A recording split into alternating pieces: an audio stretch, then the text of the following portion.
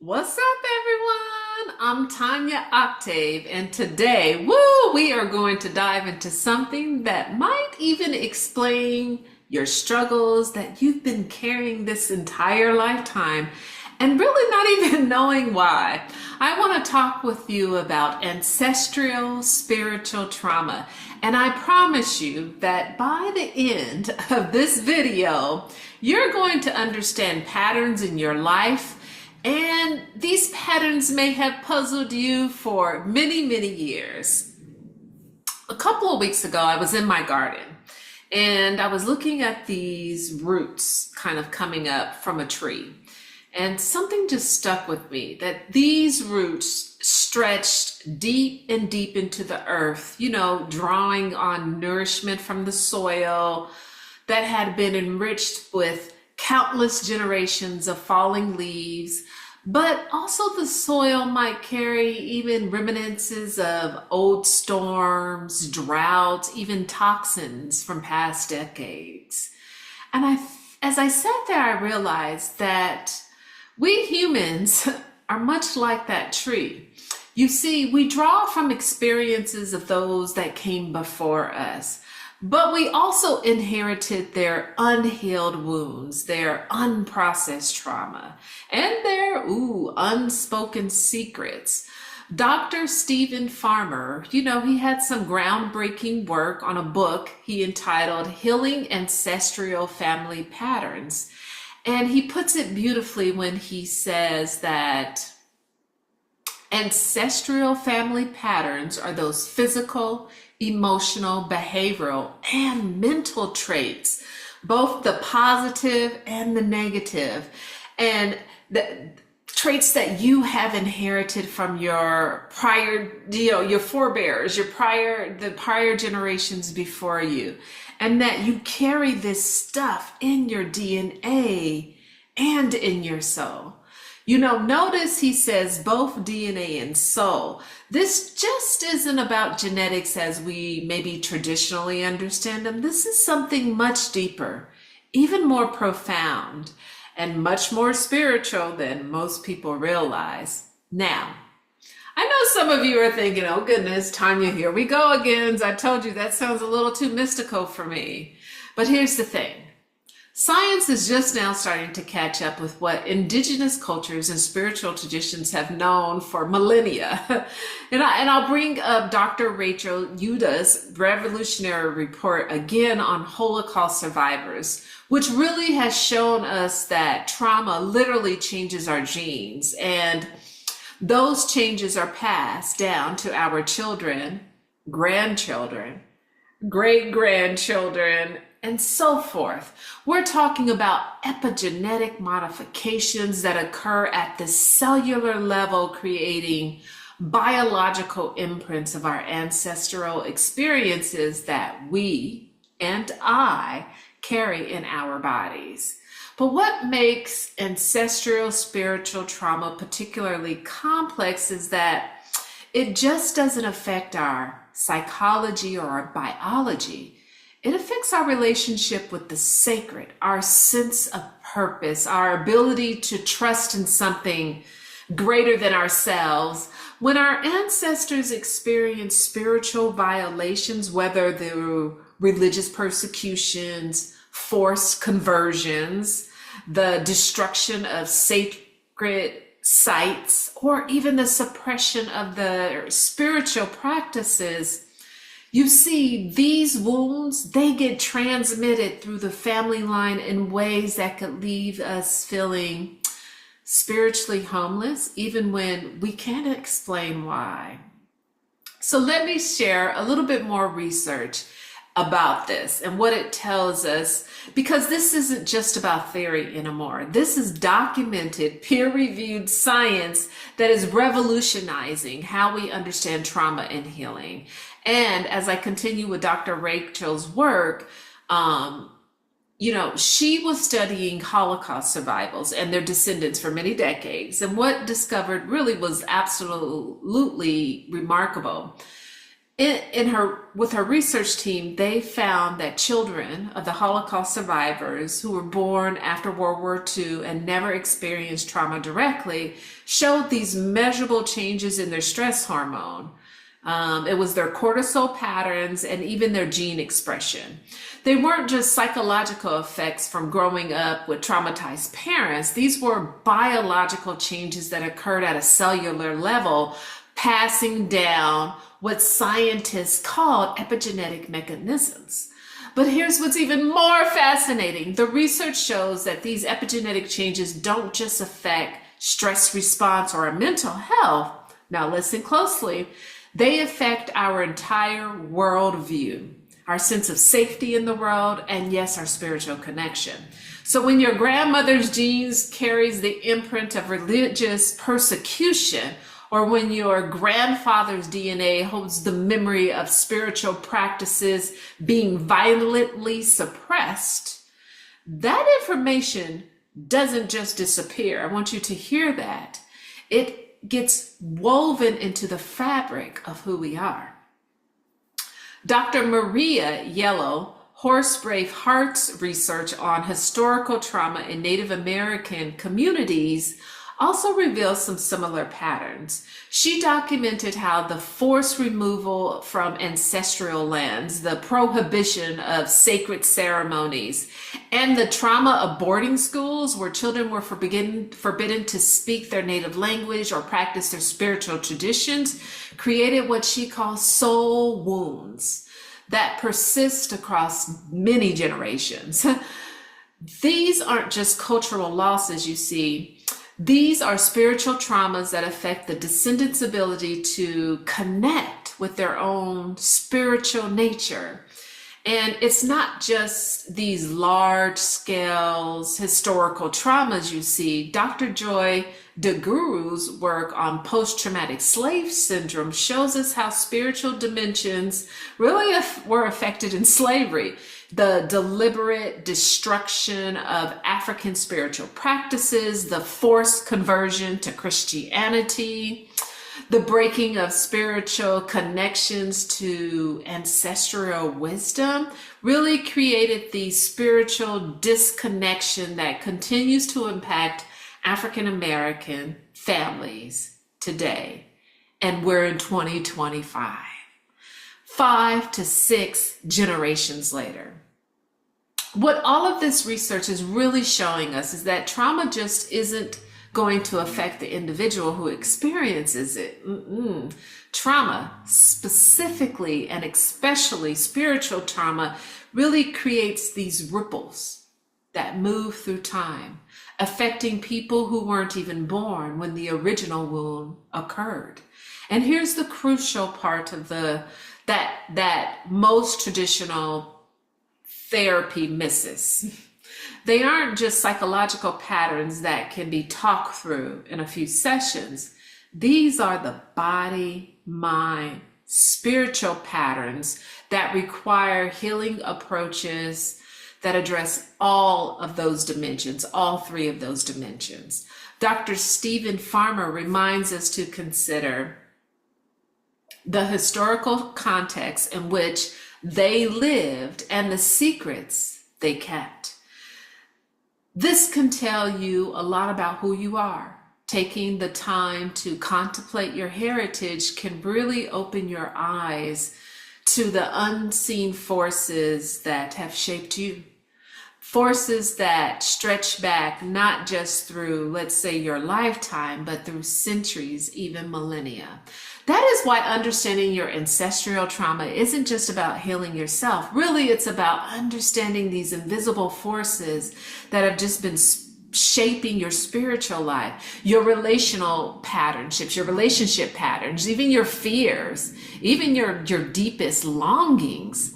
Now, one of the most important things to understand about ancestral spiritual trauma is how it gets transmitted through what Dr. Farmer calls the degrees of family secrets. Because here's the thing, trauma just doesn't get passed down through our genes. Oh, it gets passed down through the stories we tell, the stories we don't tell, and even more powerfully, the secrets we keep.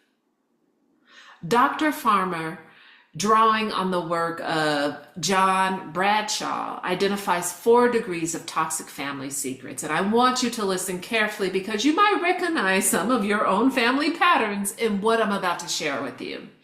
The first degree, most toxic, results from secrets that are deadly and involve victimization, criminal acts like murder, assault, and torture, as well as sexual crimes like rape, incest, and sexual abuse. Now you might think, well, that doesn't apply to me or my family, because remember, we're talking about ancestral patterns.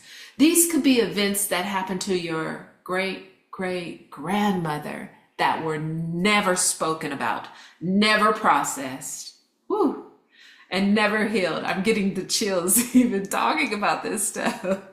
The second degree stems from actions that are demoralizing and potentially dangerous, though maybe not necessarily lethal. These include behaviors like substance abuse, eating disorders, addictions to sex or love, or even gambling, and identity issues related in adoption or questionable paternity. What's crucial to understand is that these patterns often develop as ways of coping from spiritual disconnection. When people lose their connection to the sacred, when their spiritual practices are suppressed or shamed, they often turn to substances or behaviors that really kind of are trying to fill this spiritual void. The third degree of toxicity derives from actions or circumstances that can violate a person's freedom and boundaries.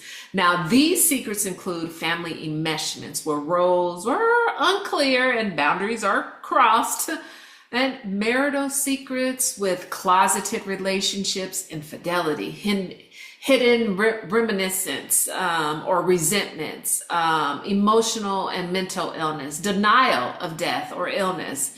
And you see, in spiritual terms, these patterns often reflect what happens when families lose their connection to healthy spiritual practices that would normally provide guidance for relationship boundaries and dealing with life's challenges. And then there's the fourth degree of what Dr. Farmer calls the least harmful, but nonetheless distressful. And this category includes things like toxic shame, guilt, fear, anxiety, and depression, as well as cultural shame, which can include issues like body issues, social awkwardness, even spiritual or religious crisis.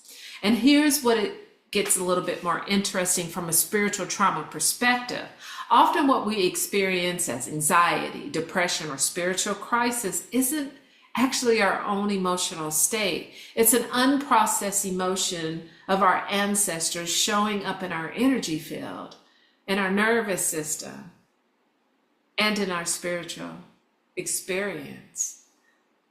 Wow. I remember working with someone, I'll call her Maria. Maria came to me because she couldn't understand why she felt these overwhelming, anxious moments every time she tried to meditate or engage in some type of spiritual practice. Her history was she grew up in a loving family, really didn't have any personal history of religious trauma, but it seemed like every time she tried to connect spiritually, she would have what she referred to as panic attacks. And through our work together, we discovered that her great-grandmother had been forced to flee her homeland during a religious persecution. And she had to leave behind not just her family and community, but her entire spiritual practice. That terror, that sense of spiritual practice being dangerous, had been carried through 3 generations and was showing up in Maria's body. Every day, she tried to connect to the sacred. This is what ancestral spiritual trauma looks like, and it may not be always dramatic. Sometimes it's subtle. Sometimes it shows up as a vague sense that spirituality isn't safe, that connecting too deeply with the sacred might bring danger. Sometimes it manifests as an inability to really trust the spiritual teachers or community. Sometimes it even appears as a compulsive need to control spiritual experiences, or even an inability to surrender to the mystery of the divine. And here's what's really important to understand. These patterns aren't your fault, but they are your responsibility to heal. So they're not your fault, but they are your responsibility to heal. Not just for yourself, but for future generations that come after you. Because just as trauma gets transmitted through family lines, so does healing. As trauma gets transmitted, so does healing. And when you heal on ancestral patterns, you're just not freeing yourself. You're freeing your children, your grandchildren, and all the descendants who come after you from carrying that particular wound. Breathe through that and let that resonate a bit. Now I'd like to share a story that illustrates how profound this type of healing can be. And I want to tell you about someone I'm going to call David, whose journey through ancestral spiritual trauma shows us exactly how these problems and challenges and patterns, how they really can be healed. So David's story is really a composite of several people I've worked with, creating a way to protect confidentiality while showing you that real processes of healing ancestral spiritual trauma, how they can look like. So David came to me, let's say in his early 40s, successful in his career as an engineer, but struggling with what he described as just this spiritual emptiness. And he just couldn't shake it. He tried different meditation practices, attended various spiritual workshops, even spent a time in therapy, but nothing seemed to fill what he described as the hole in my soul. What was particularly puzzling to him was that he came from what appeared to be a stable and loving family. His parents were kind, supportive people who gave him every advantage you could say that a parent should give a child in life. And there were no obvious traumas in his personal history, no dramatic spiritual wounds that he couldn't point out. And as we began working using the OCTAVES method, a different picture started to emerge. So in the O for observation phase, focusing on spiritual help, we created safety for David to really explore his spiritual experiences. And he began to share something he had never told anyone.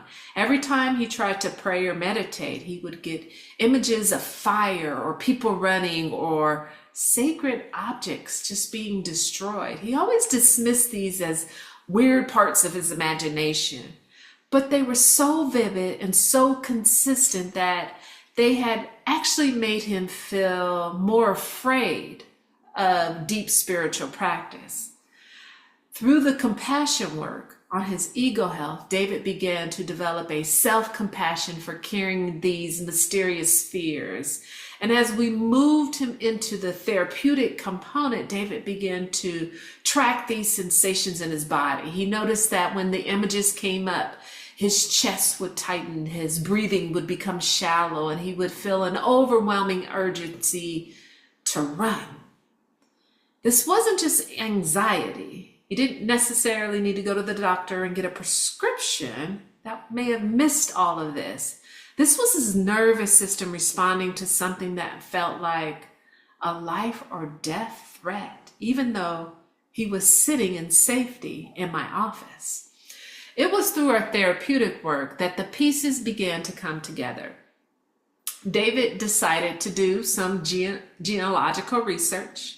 Then he started to discover some remarkable things. His great-great-grandfather had been a rabbi in Eastern Europe whose synagogue was burned around the late 1800s. Not only was the synagogue destroyed, you see, but there were some sacred texts that had been in the family for generations that were also lost in the fire. Wow, his great-great-grandfather had managed to escape with the family, but he never practiced his faith openly again. The family then immigrated to America, and within 2 generations, all connections to their Jewish spiritual heritage had been lost. So what David was experiencing in his meditation wasn't his imagination. It was cellular memory, ancestral memory of spiritual practices just being violently interrupted, of the sacred being destroyed, of spiritual connection just being dangerous. His nervous system was carrying the imprints of his ancestral trauma. And every time he tried to go deep spiritually, the ancient alarm system would be activated, warning him that spiritual practice meant danger, danger, danger. But here's where the healing gets just really beautiful. As we move into working with the OCTAVES method, David began to connect with the spiritual gifts that have been passed down through his lineage. Through the observation pillar, focusing on his spiritual health, David learned to distinguish between his own spiritual experiences and the inherited fear patterns. He started having dreams about his great-great-grandfather, not as a victim of persecution, but as a keeper of ancient wisdom. This is very, very important. He began to sense that his ancestral spiritual practices hadn't been destroyed. They had been preserved in the family line. Wow. Waiting for someone who was safe enough and strong enough to reclaim them. That's some great healing work. The compassion work, really addressing his ego health, was really crucial for David, especially during particular times. He had to develop compassion for himself as someone carrying wounds that weren't his fault, and compassion for his ancestors who had survived these unimaginable traumas. Through the therapy pillar, we use hypnotherapy in different segments to help David's nervous system understand that he was no longer in danger, that he could practice spiritually safe in his current time and space with some other precautions in place. The animals and playfulness component really helped to regulate his hormones and reconnect him with joy. And while the victuals, that nutritional part, worked to address how our ancestral trauma had affected his relationships with concepts of abundance and nourishment. Exercise helped his body release these stored trauma patterns.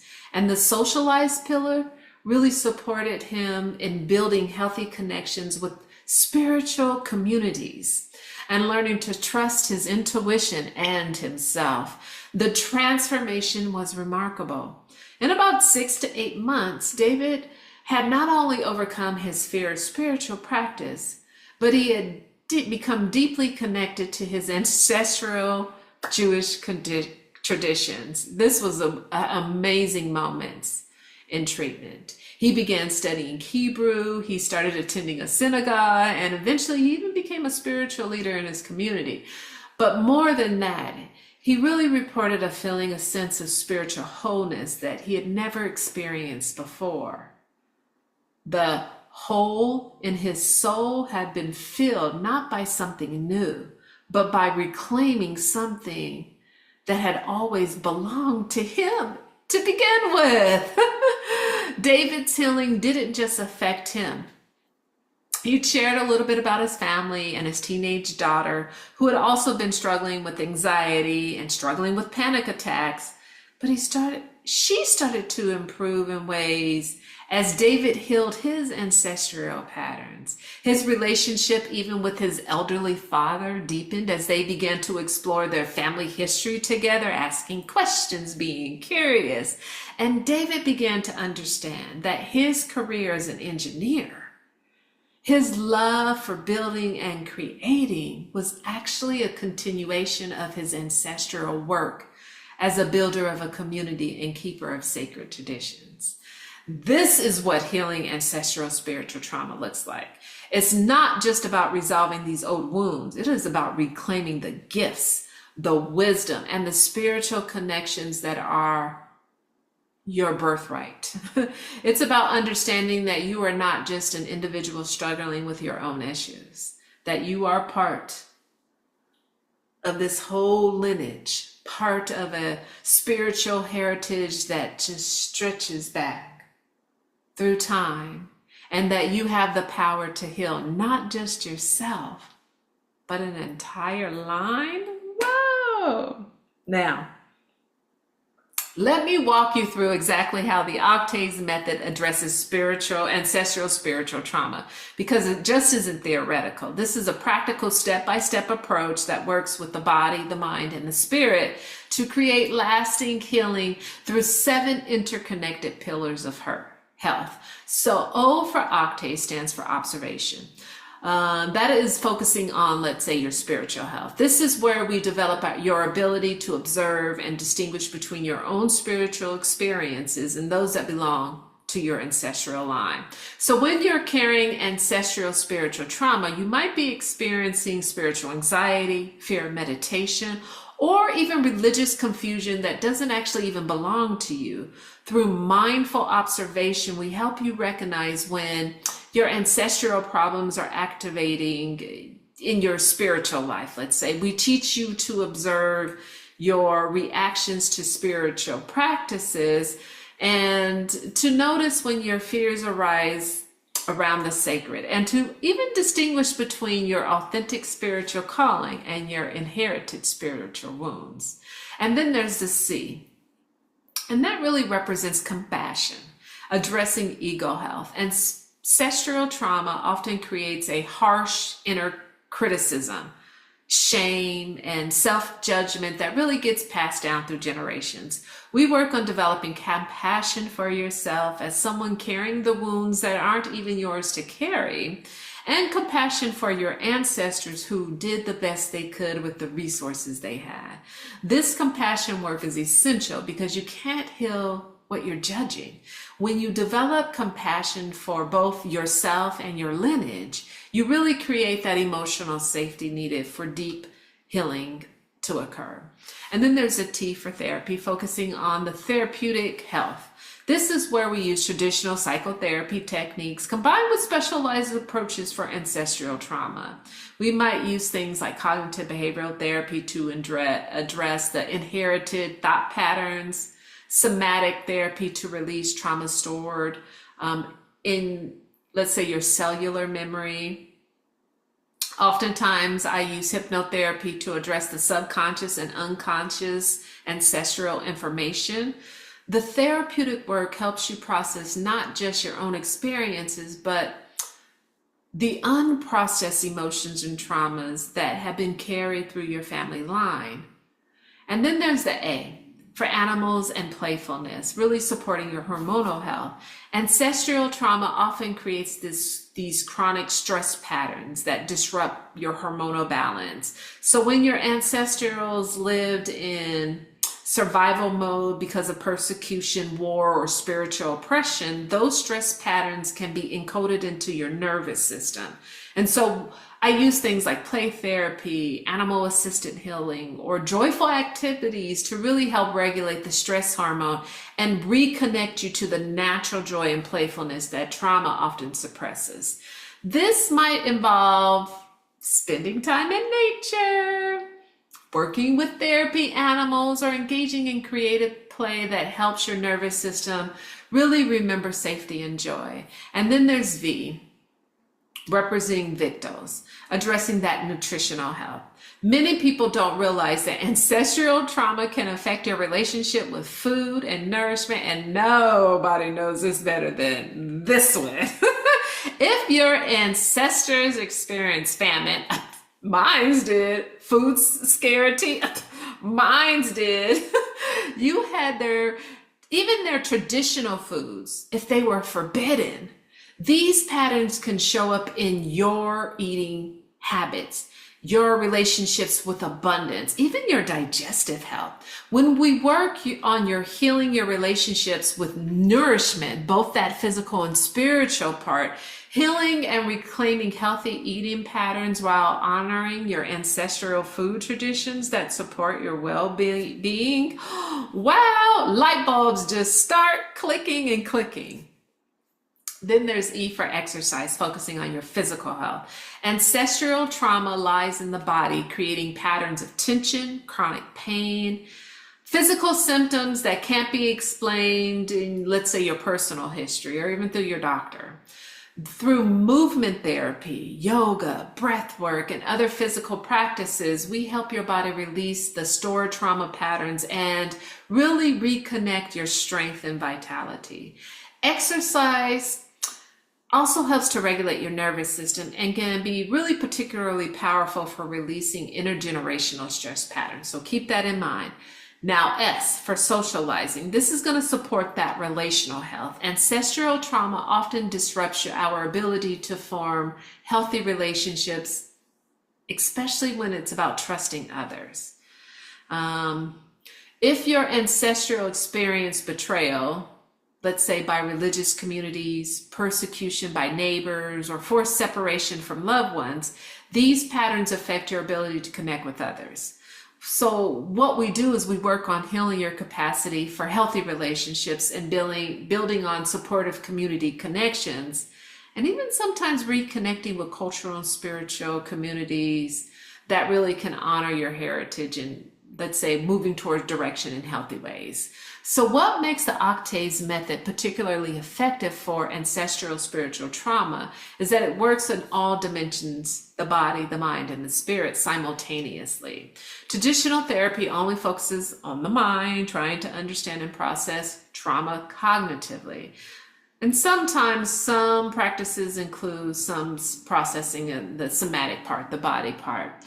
But ancestral trauma lives deeper than in the mind, in the body. It really lives also in the body, in the nervous system, in the soul, and what some even traditions will call the soul, right? And so that's why when we work in this approach, we work with the cellular memory, the energetic patterns, and the spiritual dimensions of these ancient wounds.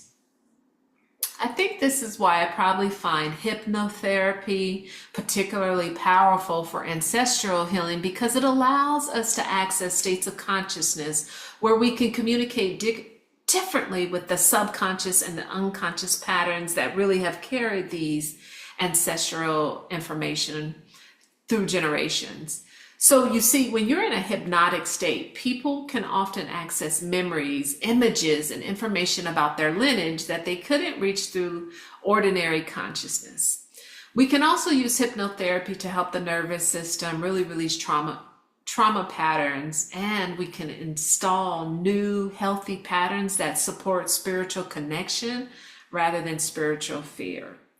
The combination of psychotherapy, hypnotherapy, and the OCTAVES method creates what I call a multi-dimensional healing approach that can address ancestral spiritual trauma at every level where it exists. So we're not just talking about trauma. We're not just talking about trauma. We're not just understanding it intellectually. We're actually changing the patterns in the body, in the nervous system, in the energetic field, and in the spiritual connection. That's a lot of healing going on. What I want you to understand is that when you heal ancestral spiritual trauma, the effects ripple out in ways that are often surprising and always profound. It's not just about feeling better yourself, although that happens.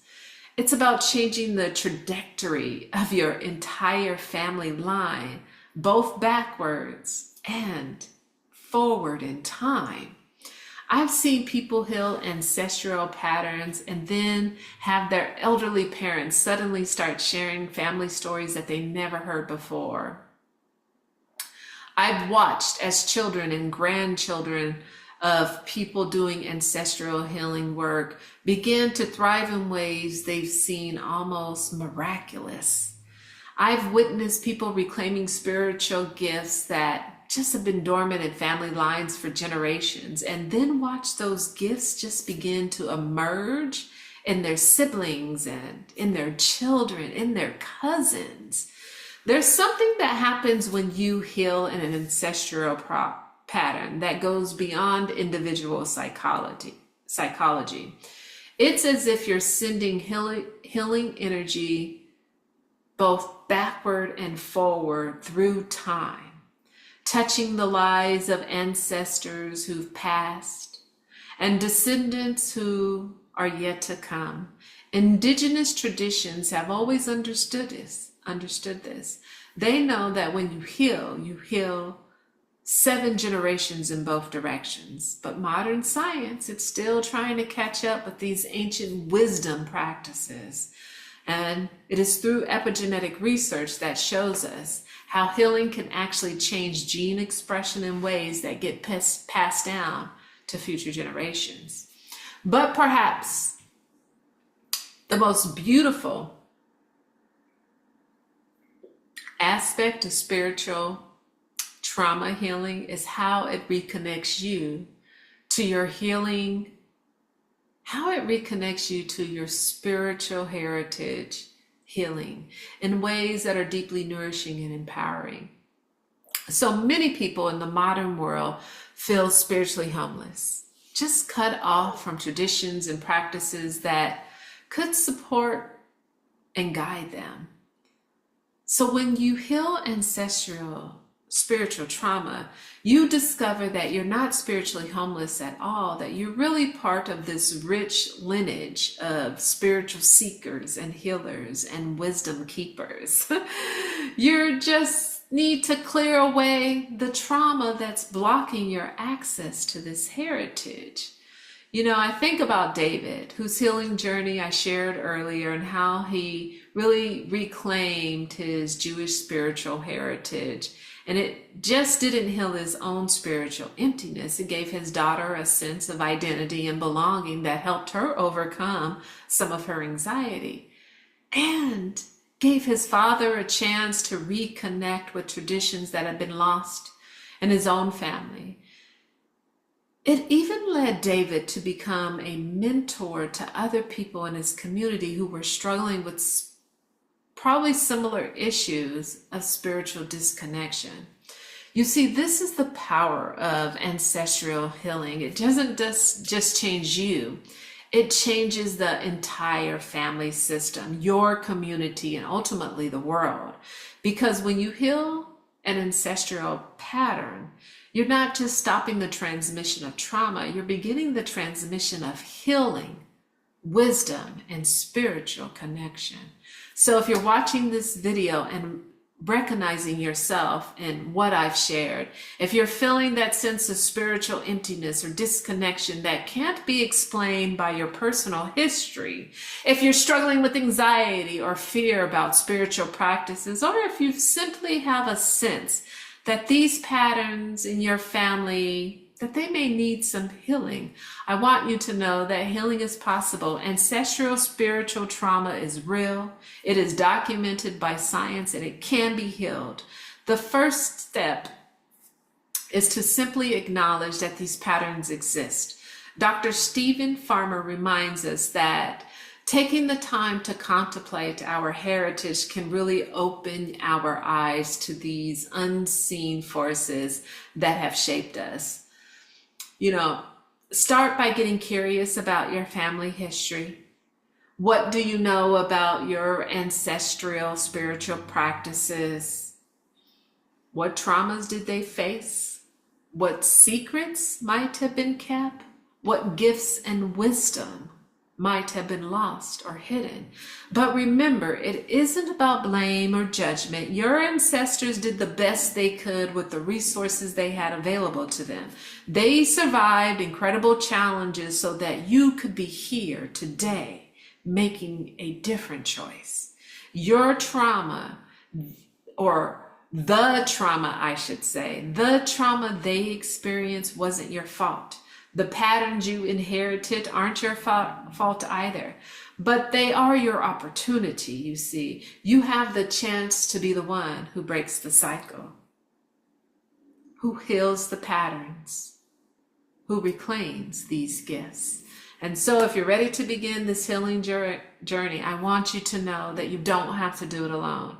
The OCTAVES Method provides a frame for healing that honors both the scientific understanding of trauma and the spiritual dimensions of ancestral healing. Through the combination of psychotherapy and hypnotherapy and integrative healing approaches, it's possible to heal these patterns that have carried you through generation to generation to generation, and to reclaim the spiritual connection that is your birthright. I am Tanya Octave, a psychotherapist, hypnotherapist, and a wellness coach. And I specialize in healing people from spiritual trauma using approaches that honor the body, mind, and spirit connection. If what I have shared today resonates with you, if you feel called to explore your own ancestral patterns, I invite you to reach out. I offer free 15-minute phone consultation calls where we can explore whether this work might be right for you. Remember, you are not just an individual struggling with your own issues. You might be part of a lineage, part of a spiritual heritage that stretches back in time.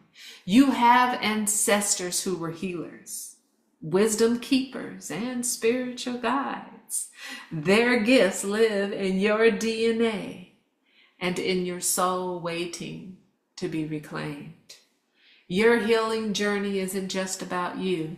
It's about honoring your ancestors, healing your lineage, and creating a legacy of wholeness for generations and generations and generations after you. Thank you for listening.